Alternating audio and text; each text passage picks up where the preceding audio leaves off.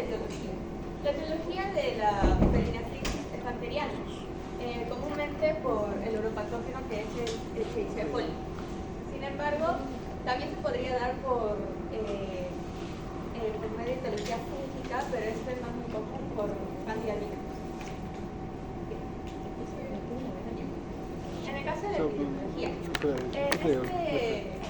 gráfico sacado del Ministerio de Salud, podemos observar que en el caso de la infección del tracto urinario por catéter es el más prevalente, y el uso de antibióticos puede producir lo que es una resistencia microbiana. Además, se sabe que los antibióticos pueden también dañar lo que es la misma microbiota, y esto puede mediar un ambiente más propenso a lo que es una colonización bacteriana. Luego, tenemos que la incidencia se da mayormente en mujeres debido a una disposición anatómica, que ya lo vamos a explicar más adelante, y el 0,34% de los casos de cistitis se deriva a pielonefritis. Y mayormente, como ya mencioné en la diapositiva anterior, la bacteria que más causa lo que es la situ, que esto es infección del tracto urinario, es por Escherichia coli. Pero también tenemos otras bacterias como son los enterococos, Staphylococcus aureus,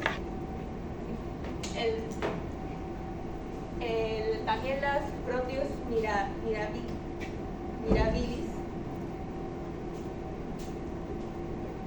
En este caso tenemos lo que son los factores de riesgo. Primero, como había mencionado, esto se causa más en el sexo femenino. ¿Pero por qué? Porque hay una predisposición anatómica. Esto se debe a que en las mujeres el ano se encuentra más cerca a lo que es el meato uretral, y esto predispone a que las bacterias puedan transportarse de la zona intestinal hacia lo que es el meato uretral y así causar una colonización bacteriana. Luego, las actividades sexuales, que esto también se debe por el transporte de bacterias hacia lo que es el meato uretral. Como había mencionado, actividad sexual contra la naturaleza. ¿cómo? Actividad sexual contra la naturaleza. Claro, anal. Sí. Sin protección. Bueno. Sin protección anal. No, puede ser con protección también. También había mencionado el caso del uso de antibióticos. ¿Y esto qué se debe? Es porque en el caso de las mujeres, esto podría causar una disfunción vaginal. Se debe a que en la microbiota vaginal tenemos lo que es los lactobacilos, que esto nos confiere un pH ácido. Entonces, este pH ácido interfiere con lo que es una colonización bacteriana. Sin embargo, el uso de antibióticos, como había mencionado, puede dañar lo que es la misma microbiota, afectando a los lactobacilos. Y esto produciría que el pH de la vagina cambie a más alcalino. Entonces, esto va a dar como que esto va a ocasionar un ambiente más propenso a que las bacterias puedan colonizar la vagina, y también a partir de esta colonización se puedan dirigir también al meato uretral. Luego tenemos los antecedentes también de infección del tracto urinario, que esto da un mayor riesgo de recurrencia, porque las bacterias se pueden quedar en lo que es la zona de transición de la vejiga, porque cuando se va explicando adelante, pero cuando se da la exfoliación, las células pueden entrar. Entonces, estas es las bacterias. Entonces, estas se pueden quedar en esta zona y posteriormente pueden llegar a proliferar de nuevo, lo que ocasiona una recurrencia. Y luego tenemos al cateterismo prolongado, los cálculos renales y el reflujo vesículo-uretral. Esto facilita la colonización bacteriana porque hay mayor deposición de fibrinógeno, y esto hace que las bacterias se pueden adherir a esto. Y esto está más relacionado con lo que es la pielonefritis per se. En cambio, estas 4 factores de riesgo es más para cistitis y también cistitis. Cáncer, profesor.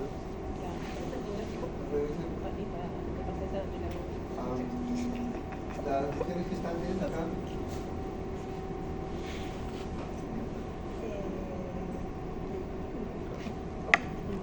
Las gestantes.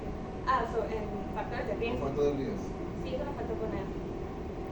Ya. Pero lo poníamos como sexo de riesgo. O sea, ¿qué pasa con el embarazo?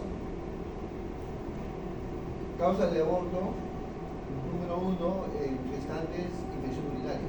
Sí, muy frecuente infecciones urinarias. Porque Las embarazadas tienen recurrentes infecciones urinarias. ¿Qué pasa con el embarazo? ¿Ah? Hace presión en la vejiga y manda varias Ya, veces sí, ir al sí, baño. ya, Ajá, le va mucho al baño. El sistema inmunitario, ya, correcto, Claro. pero ese no es, digamos, la causa más importante, Y ya. sino es un efecto progresivo. El producto en el abdomen va a originar presión intraabdominal Ajá. y esa presión intraabdominal va Manda al a baño. ir sobre la vejiga, Varias veces. sobre el uréter. Sí. ¿Y qué va a hacer? Va a disminuir el flujo urinario, o sea, Orina por partes. Orina un poquito y luego otro poquito. por eso, o sea, Sí. lo que va a hacer es retención de orina. Retención de orina. Lo que dice, bueno, va a haber reflujo Reflujo. mineral, va a haber retención de líquido, distensión de todo lo que está por dentro para tratar de facilitar. Todo esto va a favorecer Las bacterias. a que exista una bacteria, una infección urinaria que puede llegar al nivel alto, que es una pielonefritis, ¿no? Causa de aborto, realmente. Pero también se asocia con prematuro, la desalinización de la- prematura. El pH de la vagina de la... Debería estar acá, de hecho, como control de- Doctor, y en esos casos, una pregunta, en esos casos, doctor, cuando tienen infección muy fuerte en la embarazada, hoy no se puede antibiótico, pero ¿qué se le puede dar en todo caso? Allá, antibióticos, hay varias cosas que Sí se hacer. le puede dar, Sí, entonces. claro. Ya. Penicilina. No siempre. No, muy fuerte. Tendría que ser ya, sigamos, ya. Pero después hablamos de... Ya, para Aguanta mi cambiar. paciente. Eso no viene. La patogenia. Primero vamos a tener una vista de todo lo que va a ocurrir y va a ser que primero vamos a tener que va a haber el puro patógeno va a acceder a la uretra y esta va a llegar a donde, a la vejiga, donde qué va a pasar, va a llegar a invadir gracias a sus factores de virulencia, que vamos a tener al pilisco, el pseudoforo, las toxinas, y lo que va a pasar es que se va a dar la colonización y se va a formar también el biofilm en la vejiga. Y podemos ver de que ya la vejiga va a estar infectada y esta infección de la vejiga puede ascender por los uréteres hacia los riñones, causando así como acá, llegar al riñón por los uréteres, causando también una infección en ellos, que también se le conoce como pielonefritis. Esta también infección puede como llegar a la circulación por los vasos renales y esto se da a conocer como la urosepsis cuando se da una respuesta inflamatoria sistémica exagerada del cuerpo. Luego, aquí vamos a ver principalmente cuáles son los factores de virulencia, más que todo de la adhesión y la invasión de la vejiga. Entre ellos vamos a tener a los que son los pilis, que van a ser ¿qué cosa? Los pilis de la vía chaperona Usher. Vamos a ver aquí, por ejemplo acá. Primero, lo que va a suceder es que se va a dar el uso del pili tipo 1 con la film H, ¿para qué? Para que se pueda adherir al urotelio del vesical. ¿Y cómo se va a dar esto? Tengo que saber cómo va a estar conformado. Va a estar conformado por una chaperona que va a ser una proteína que va a estar encargada de transportar las pilinas que van a ir, en este caso estamos hablando de la tipo 1, entonces se va a ir a su transportador Findel, que en la membrana externa de la bacteria. Entonces, ¿qué va a suceder? Este transportador va a transportar esta pilina y va a ser una estructura grande. Esta estructura se la conoce como varilla y aquí, por así decirlo, en la parte superior se van a encontrar las nuevas proteínas que van a ser adhesinas, entre ellas la FIMH, que va a ser la que va a permitir que se pueda adherir la bacteria al urotelio de la vejiga. Entonces, luego aquí podemos ver lo que he estado diciendo. ¿Qué va a suceder? Primero se va a dar la adhesión de la bacteria al urotelio. Lo que va a suceder es que esta bacteria, más que todo las células separadas, por así decirlo, van a querer que por mecanismos inmunes van a querer matar a esa bacteria. Pero ¿qué va a pasar? Esa bacteria va a evadir estos dos mecanismos que son la exfoliación y la exotosis que debería suceder. Lo va a evadir ¿cómo? Realizando una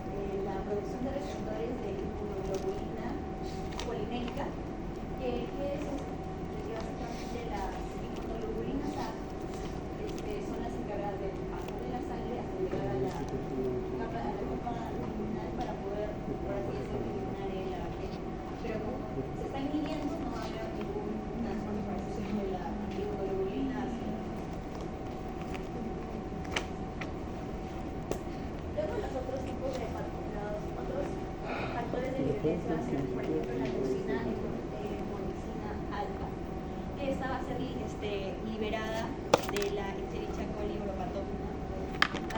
¿Qué pasa? Que para que vaya de frente a dañar la célula y esta, por así decirlo, reviente, para que pueda expulsar el hierro y los nutrientes que necesita la bacteria para poder proliferar. Esto lo que he mencionado es extracelular. Hay un caso que vendría a ser intracelular. Es cuando se da la colonización dentro de la célula. Donde ¿qué va a pasar? Va a haber ¿qué va a hacer? Va como que se va a arreglar cuando la colonización de esta célula haya, por ejemplo, una proteína manqueada en ella. Entonces, lo que va a hacer es activar el KPFR. ¿Qué va a hacer? Va a hacer que se sintetice la toxina monicina alfa. Esta que a su vez va a activar la moléculas transformas, va a secretar interleucina 90, 1 alfa, y que va a hacer que la célula muera. Y también se va a producir lo que se hace en extracelular, que se va a liberar hierro y nutrientes que la bacteria va a necesitar.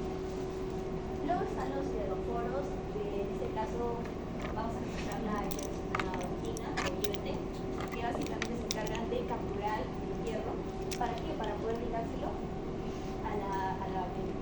Aquí podemos ver que la IBT va a secuestrar el hierro y por el canal va a llevarlo a la bacteria, y en el caso también del cobre va a ser igual a través de este transportador. Se va a la es un canal. Luego es importante resaltar el sistema de ensamblaje de los hidrocópteros, que digamos tener las proteínas de alto peso molecular P2 y P1.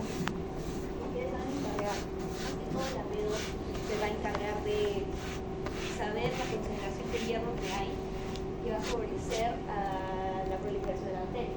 Entonces, si es que hay hierro, una concentración de hierro disminuida, lo que va a hacer es que se estimule esta proteína de alto peso molecular para que se ensamble con la P1 y pueda haber más disponibilidad de hierro para la bacteria. Y por último está la formación de biofilm o fibras de Purkinje. Esto básicamente es cuando ya se ha dado la invasión completa de la vejiga. ¿Y qué va a pasar? Las bacterias van a, por así decirlo, salir a la superficie y van a formarse agregados, que van a ser los biofilm, que es cuando las bacterias van a estar pegadas entre ellas. Ellas mismas van a formar sus proteínas, sus polisacáridos, como la celulosa, para que estén bien pegadas, y las fibras de Purkinje van a ser representadas por este color azul, que van a salir de cada una de ellas, y esto va a permitir que se peguen de manera adyacente.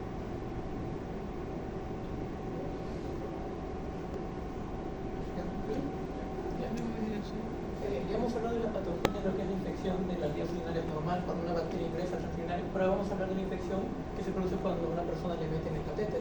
Se llama UTI asociada catéter, que se abre como cauti. La respuesta normal del tracto urinario cuando ingresa un catéter por uretra es que el epitelio que reviste ese tracto justamente secreta un montón de fibrinógeno. Ese fibrinógeno va a ser aprovechado por varias bacterias, no solo la UPI, que es la más causante, sino varios tipos, para pegarse el fibrinógeno que está rodeando justamente el catéter. Cuando se pega la bacteria ese fibrinógeno que está rodeando el catéter, forman un biofilm alrededor del catéter. Entonces vamos a ver los factores de virulencia de esas bacterias que les permiten pegarse al fibrinógeno. En el caso de la UPI, que es la más común, su propio pili, el pili tipo 1, es el que va a medir esta adhesión al fibrinógeno. Recuerden que ese pili tipo 1 en la punta tiene la adhesina que es FINH. Esa adhesión al FINH le va a permitir justamente pegarse, como vemos acá, al fibrinógeno que está pegado al catéter. Una vez que el UPI está pegado al catéter y al fibrinógeno, va a formar su colonia y su biofilm y va a causar una infección.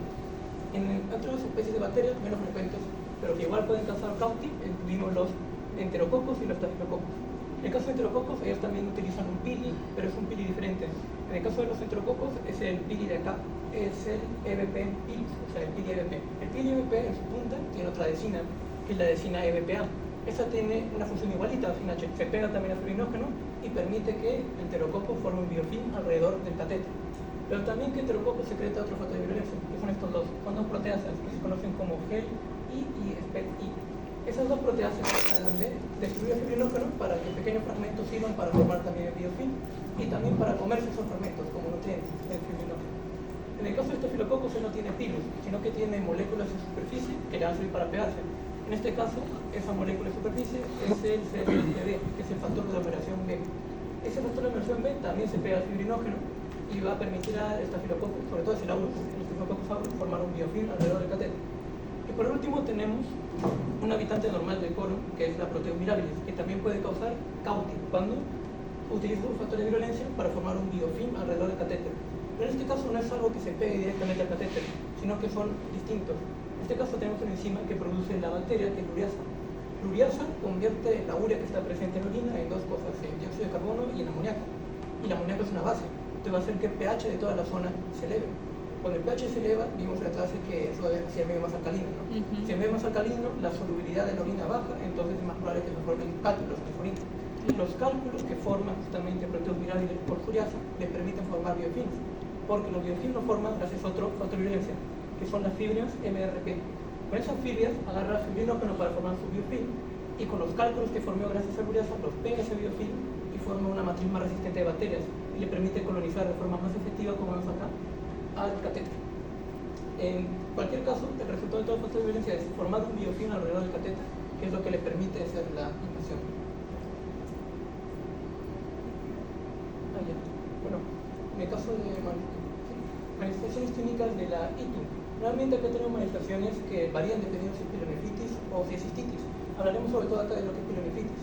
Cuando la bacteria ya se entró al riñón, lo que puede hacer, por ejemplo, gracias a una toxina que hemos visto en molicina alfa, es que se bajan las células del túbulo renal. Entonces, cuando se mueren las células del túbulo renal, puede hacer la circulación de los capilares peritubulares y llegar a la circulación sistémica. Cuando llega a la circulación sistémica, el cuerpo responde obviamente con inflamación, secretando varias citocinas que van a promover fiebre, escalofríos.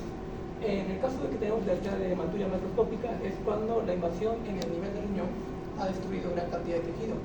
A nivel también eso ocurre en la vejiga, lo cual va a causar que los vasos se lesionen y también aparezca sangre en la orina. En el caso de dolor en el ángulo costovertebral, eso refleja principalmente lo que es el dolor por la inflamación del riñón. El riñón no va a doler, no como vimos, lo que va a doler es la cápsula. La infiltración de bacterias va a causar edema dentro del propio riñón, el riñón se va a expandir, al expandirse va a golpear la cápsula y la cápsula va a ser lo que le va a doler al paciente.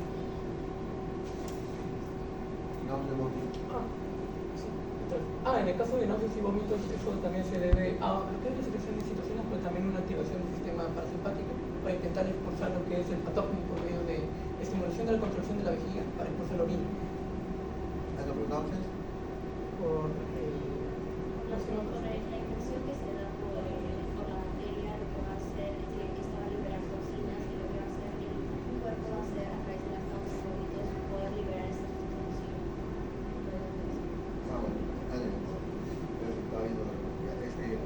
La fiebre, ¿cuánto de fiebre tiene este paciente? ¿Cómo es la fiebre en este tipo de...? Ya, ¿es fiebre intermitente? ¿Es fiebre persistente? ¿Cómo es? Bueno, estamos hablando de pielonefritis, ¿no?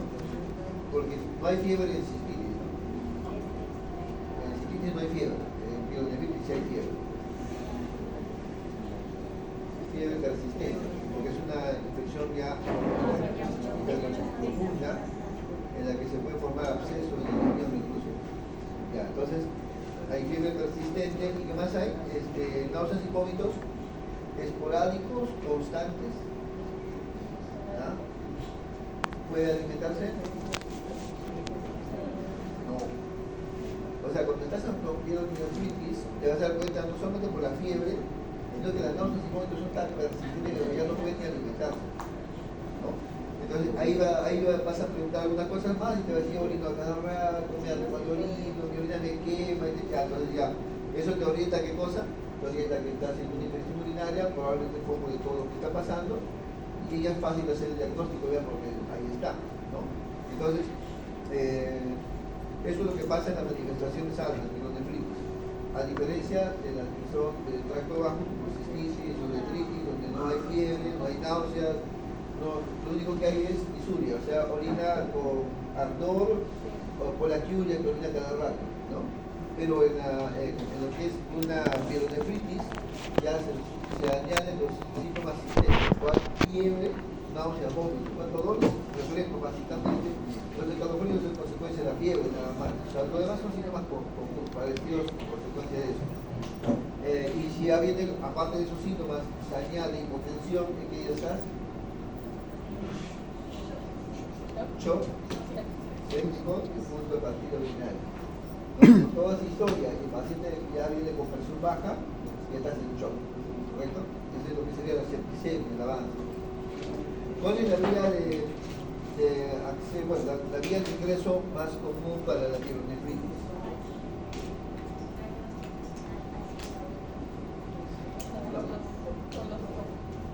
Es por ascenso, es por translocación bacteriana, es por vía hematógena, por vía linfática.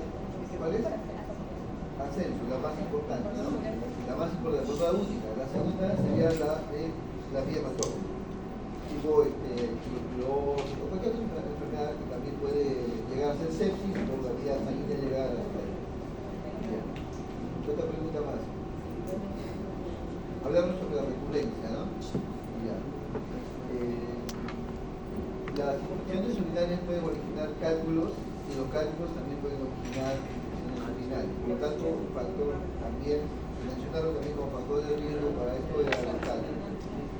Los niños menores de 1 año, lactantes, tienen tan nivel de infecciones como las mujeres. Ahí no hay diferencia de sexo porque usan pañal, entonces llega más fácil la contaminación, así que ahí no hay diferencia por edad. Y en los adultos hay cambio. O sea, en la edad adulta, ¿no? O jóvenes adultos, generalmente la mujer más frecuente, pero los de mayor edad cambia esto porque es más en varones. En los varones es un pico mayor que en las mujeres. Por la próstata hace retención por uso de dispositivos de este tipo de la sonda vesical. ¿Cada cuánto tiempo hay que cambiar una sonda vesical para evitar que se copie el biofilm?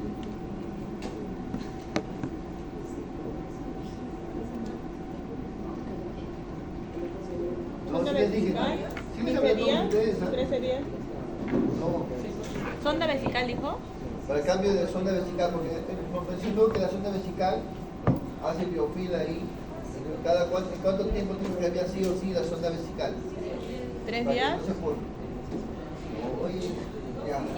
Pero dice que hay mucho, pues biofilm no debe ser más seguido. Ya, la vez pasada les hablé, creo, les dije sobre lo que cuando tienen una vía. De acá dijo, del cuello, del... Y hablamos también de sonda Foley para que no se forme el biofilm. ¿Cuánto tiempo era? No me aprendí. Más tiempo, 2 semanas. 2 semanas. Es la más larga. Pero dice 15 días, 15 doctor, días, estaba pues, cerca, ya. yo di. Entonces, ya, ¿ya? ¿Algo más? Ya, el diagnóstico es como ven los síntomas. Análisis de orina. Ajá. ¿Cuánto tiempo demora el desde la toma de la muestra? 3 días, 2 3 días. días. No demoran tanto. Entonces, el tratamiento es generalmente el tratamiento antibiótico, pero si tú dices antibiótico y lo tomas la muestra, sale alterado. Claro. La idea es que tomes la muestra primero y después empieces el tratamiento. Entonces, siempre traten de obtener la muestra previa a empezar el tratamiento. Caso clínico. No, les puedo tomar Ya no queda foto. 3 minutos nada más. ¿Puedo tomar foto? Pablo es un paciente de 19 años que sufre de hiperplasia benigna de próstata, ¿Segura? por lo cual se le impide Gracias. vaciar correctamente. No lo veo Entonces decide mojado. colocar una sonda Foley para vaciar la vejiga.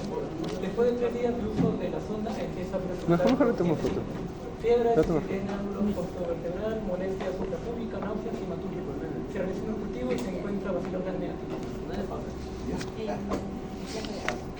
joven, pero es joven. Ya. Listo, tu pregunta está en fisiopatología.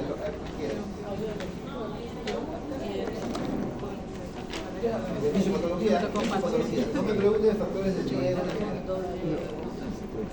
Que esté relacionado a las adhesinas ¿Cuál es el y a dijo que las... ¿Cuál es el dijo que Dime qué.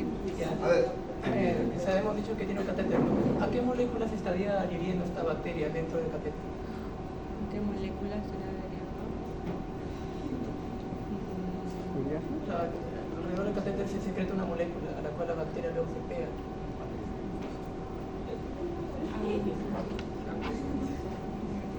¿Fibrinógeno? No, no. Ya. No, que te escuche bien. Me está preguntando cómo, para que se forme el biofilm en este paciente que tiene catéter, ¿no? Sobre qué molécula se fija ajá. Ya, pues, las bacterias se formaban, se unían entre bacterias, decían el biofilm y luego se unía al... No estuve atenta a la No escuché exposición. esa parte. ¿Cuál es la diapositiva? En una sola A diapositiva ver. he puesto todo, ¿sí o no? En una sola diapositiva. ¿Cuál pones en diapositiva? Ahí está.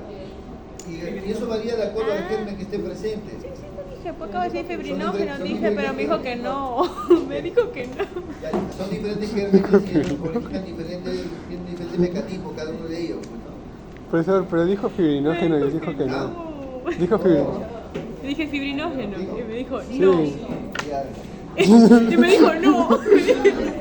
También hace rato dije 15 días y me dijo no. Y eran 14. Sí. Me dijo no, 14 días. Y yo, pero 15 No, para ya la dije, no, estamos hablando de... No, pero también lo acabo de decir dijo. fibrinógeno. Ah, ya. Y digo, entonces si no es fibrinógeno, ¿cuál es? Digo, La misma pregunta relacionada a cuando fuera pues, una invasión a la vejiga, ¿qué pili es necesario para la pielonefritis? ¿Qué pili es necesario? No, Sí, no. hay dos tipos de pili, ¿no? El Ah, uno, tipo A y B.